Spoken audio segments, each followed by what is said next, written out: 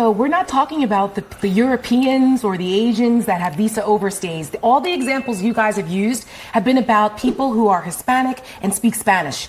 That right there, the fact that they're not asking to go and they're not asking to go and raid, like, you know, the French bakeries. And the people who've come over from Europe, is there a bunch of French bakery issues that we don't know about tonight? Breaking news tonight, there's French bakery problems. Guess what? There's a lot of people who come over here that stay illegally with visa overstays from European countries and other places that are not. I'm a law enforcement guy. But I didn't hear you using those examples. So that's the problem. When you start going down the road, it's not a problem. You got a chance to talk. Enough. All that. We are not going down the road. When you start going down the road of racial, well, use that as an example because you used Home Depot, and you guys are uninterested in the racial profiling of people who are not Hispanic or not speaking. There was an interesting note. That's a problem. If there's hundreds of French bakery workers outside of French bakery, let's go there too. You can be as obnoxious as you want about it, but you know that the facts are about visa overstays, and that's what you guys are talking about. Nationwide, let's use actual numbers as examples. There are 18 other places, other cities that have more violent crime than Washington, D.C.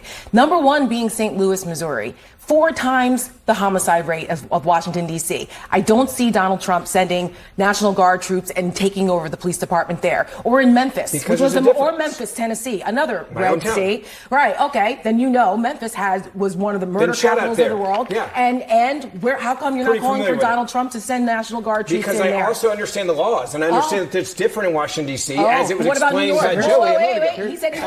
He said he wants to also move this little experiment here of taking over cities and police departments to New York, Chicago, It's amazing Baltimore. how much you guys get mad about fighting crime. So no, don't change the subject. Nobody's getting mad about fighting crime. Let me finish. Nobody's getting mad about fighting crime. I come from a law enforcement family. My grandfather was a captain of the police department for 40 years in my hometown. My husband was a federal officer. Unlike you guys, actually support federal law enforcement officers. Doesn't sound like it. Doesn't sound like it?